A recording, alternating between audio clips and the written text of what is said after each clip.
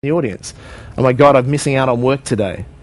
Or, how will this apply for me? Or this probably won't even be any good to me, wasting my time. People are going through all these different thoughts. So you can preempt a lot of that. Okay, and you can then you'll start picking up on that energy, etc. So you can bring those people into the fold, and that's where, by challenging the audience up front, you would have taken care of most of that anyhow. But now you're establishing your credibility. Now, of course, if you're speaking to people that already know you and they know your credibility, you don't have to spend much time on your story. If they don't, you need to quickly establish what gives you the right to speak on this subject. That's pretty much, jot that down. What gives you the right to speak on this subject? Why are you going to tell them that? Because in the back of their mind, they're going to be thinking that.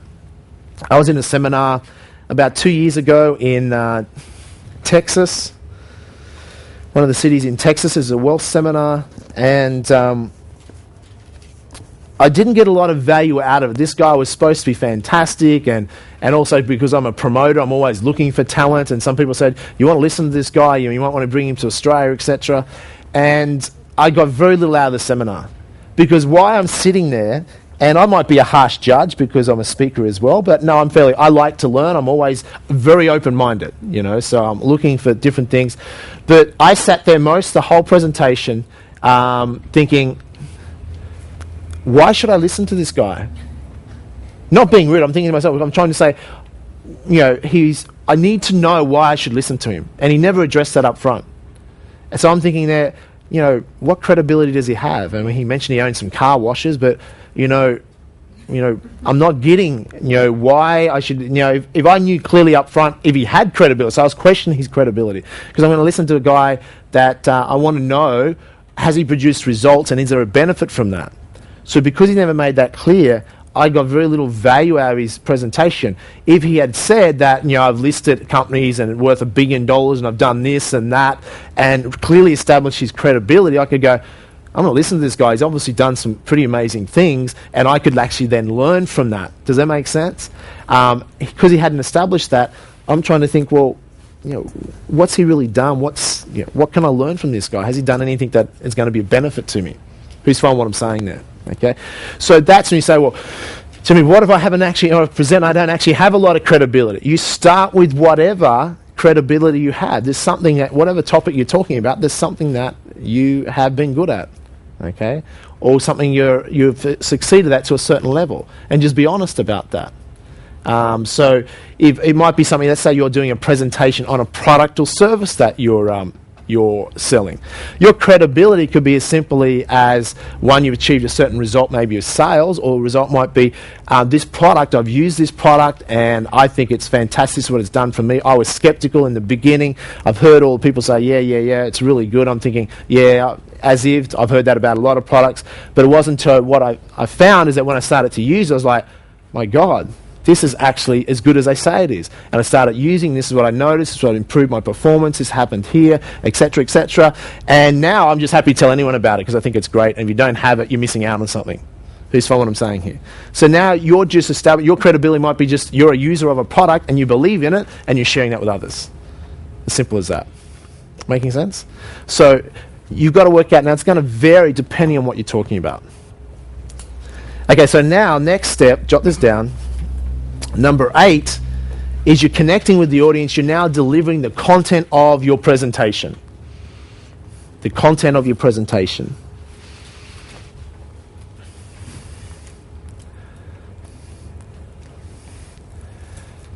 Would you like me to share one little skill with you that will make your presentation so much easier to do? Would you like that? Okay. It's on the PowerPoint there. Simple thing. Teach something, give the audience a break, tell them to stop, turn the person next to you and take questions as a speaker. So you'll notice what I do in my presentation. It's up to you whether you do this, but many presenters I have that I've seen that don't do this, they really lose the audience. We're like children, we can only pay attention for so long. Some presenters you might be interested in, but they don't give you a break. They go for 2 hours, non-stop giving you information, and you're like, you can't keep up, you just need a break. So I teach people from a psychology viewpoint. So what you can do, you might teach for 20 minutes. Teach for 20 minutes, have the person, turn the person next to you, just teach the person next to you what I've just taught you, and then I'll take questions. Make sense? If you do this in your presentation, it will break it up. It'll give you time to have a break. You can go and check your notes, see what you've got to cover next, and it gives people a chance to digest and engage.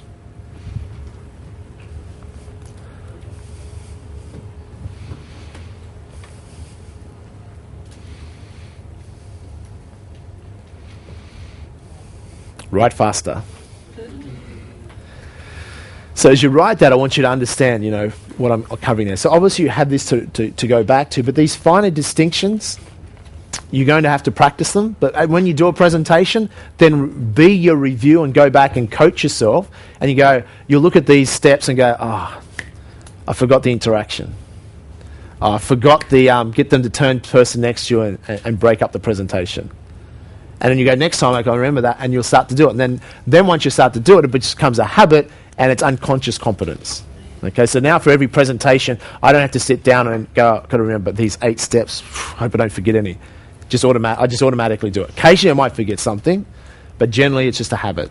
Okay, so what I'm doing here, I'm teaching for 20 minutes, say, or 15 minutes. I'm teaching X amount of content, but I'm not going to go for an hour, because people can only take so much in. I want them to learn. I just don't want them to be information. They go away, got information, but don't do anything with it. I mean, that's what many presentations are like, and it's not valuable. So what I'm doing is I teach something and you see what I do in the presentation. Here's what I want you to do. Turn to the person next to you. Teach them what I've just taught you. Then the other person teach back what you've taught, and I'll walk around the room and see who hasn't been listening. Something to that effect. Or then I'll take questions after that. Because what you don't want is someone putting their hand up, asking a question in the middle of your presentation. Because now if you accept that question, you're giving control back to the audience. And if you do that once, then throughout the whole audience, people will be asking questions and they're in control. You as the speaker control the audience. If you lose control, you've lost your posture. So if someone wants to ask a question and questions are good, I'll simply say, if I see someone put their hand up, I'll say, I'll take questions in a moment, or I'll take questions at the end. Let me just teach this first, and then I'll open up for questions. So I'll teach something, say, turn to the person next to you, teach the person what I've just taught, the other person teach back what they've just thought they've taught, and then I'll take some questions, as an example. That gives them 2 or 3 minutes. The audience can be talking to each other. What they're now doing is, this is also a very valuable teaching skill. The way that we learn, the best way to learn is to teach. Do you realise that? It's the most effective way to learn, because at school we're sitting there passively taking notes, but at school we're not really learning, we're memorising. And most things you'll learn at school you forgot by now, is it true? Most exams you sat for, if you had to resit the exam 12 months later without studying, you'd fail. Because you haven't learnt it. It's been memorised and not effective. So that is not learning. What is learning? If I teach you something, then I get you to teach it to the person next to you, your brain has to go, shit, I should have been listening better. Okay, I better check my notes. Or you got to go, your brain has to now take that and communicate that. You're now communicating, and you have to now make sense of it. And you attempt to communicate it. And by doing that, you'll start to learn better, and the other person can teach back things how they've learnt, and then you can learn off them as well. But it's becoming part of you. You're actually learning. It's into your nervous system. And you're going to get a much better experience from that. It's embedded into you. Far more effective method of educating. Okay? And you'll see that at any of our seminars that certainly I will do that. But you'll notice when some presenters don't do that, you're sitting there going, I wish I could get a break. They go, there might be great information, you might be loving it, but it's like, there's only so much you can take in you, because you're taking some information, but you want to quickly think about, how's that going to relate on, take action here. You just need that little break to let the information settle in, think about it, and then you're ready for some more. Making sense? Okay? So each of these little steps are critical, but you embed them into a presentation, it's just making your life so much easier. Because then you're teaching, you don't have to go, I've got to teach for 3 hours. It's like you're teaching for 20 minutes. You focus on that 20 minutes, you're giving as much as you can, you're good on that, and then you go, okay, let the audience have a break. You get to sit down, you can review your notes, what you want to cover next. You can think about that, etc. Gives you a break, and gives the audience a break. Who thinks that's a very handy skill to have? Okay, and many presenters don't do that. And you'll find your audience will get so much more out of it. Okay, so let's move on. Number 9, the close. So now you're coming to the end of your presentation. You're building the audience up, you're educating, you're adding value, and it comes to the end of the presentation, your close, what you're there for. What's the end outcome you want your audience to achieve or take action with? So this will depend upon the type of the presentation. Many presentations you might be doing, you might be educating people, or you might be a selling presentation. So the outcome of a selling presentation at the end is to generate sales, for instance, if you're selling a product or service. So you're building people up. The best way to sell is to give majority content, okay, sell without selling, educate people, then you have to sell less. You'll see many selling presentations are all just trying to sell you something. They're not trying to educate you. There's no value in it, so they get less sales. So if you are doing a selling presentation, which in most cases you will be doing in a corporate world or even as a speaker, jot this rule down. It should be 90% content, 10% selling max. And your motto should be, the more I educate, the less I have to sell. If you educate someone about the benefits of the product or service and give them value, then they're already sold. If you've shown them what's in it for them and why it's going to improve their life, they're already sold. They already want it. Okay? So educate more. So you see how many sales presentations you go to, they just focus on features, they just focus on selling you, and it's like, well, what's in it for me?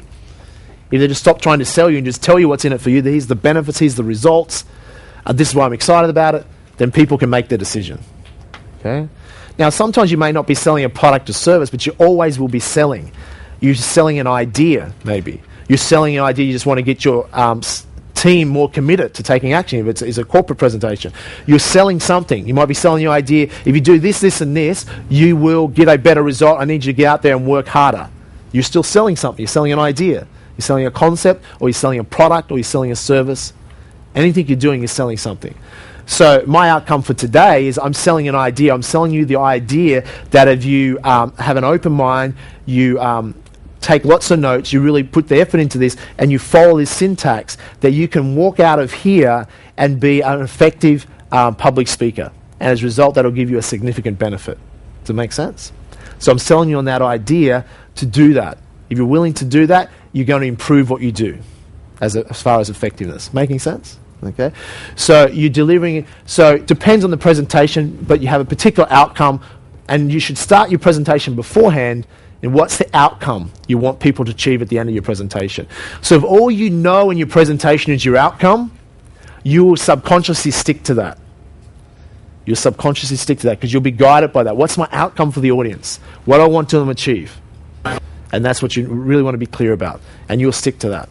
Okay, so 1 or 2 clear outcomes. So that's your close. You'll do a close. If it's a selling presentation, you'll highlight the price of your products, etc., explain the benefits of it. You might hand out an order form, etc., and you'll go through the close and you'll articulate that as much as possible. But even with the closing, which now goes more into sales and marketing, which we won't spend time on today, we'll be covering that tomorrow if you want to learn about sales and marketing. But the best way to sell, once again, is to ask questions. So you incorporate a whole close should actually be a list of particular questions intertwined into that, so you can help people get the benefit out of it and understand why they should participate. So you're selling them on the idea or concept they should take action with your product or service, etc. Okay.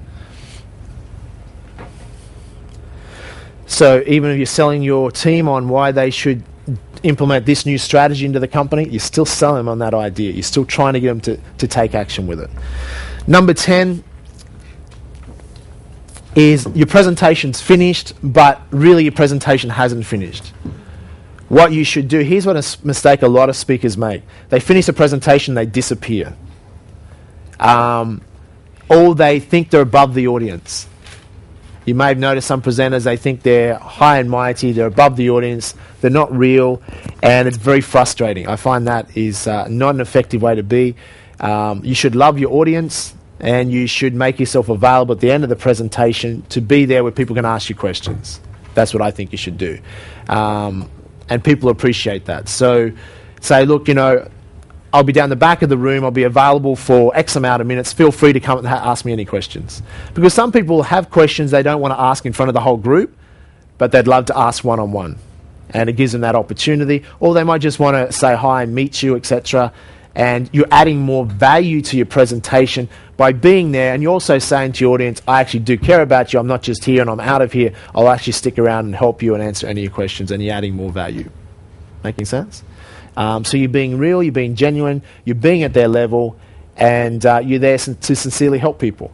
And that will come through in your presentation. If you don't really give a rip and you just you don't really care and you want to get out there as quickly as possible, people will sense that, okay? And they're not going to respect you for that. Then you've got to question, why would you, so the questions will be, if you have to present on something you don't really believe in, then you've got to question and say, well, if I don't really believe in something, why am I presenting it? Okay, because it's not really going to come across. People will sense that. People aren't stupid. Especially in this culture, is it true? Australians have very good bullshit detectors. You want to jot that down? Okay. BS detectors. So, of course, it's natural. Don't try and BS people. People will see that in body language. They'll pick up on that. Australians have a very strong BS detectors. Okay. America, not so strong. They'll believe a lot of things. Okay. So, but in Australia and New Zealand, we're very, very clear about that. No offence to my American friends. You make sense? So that's pretty much your syntax. You have now, if you can document that, that is your blueprint for creating a presentation.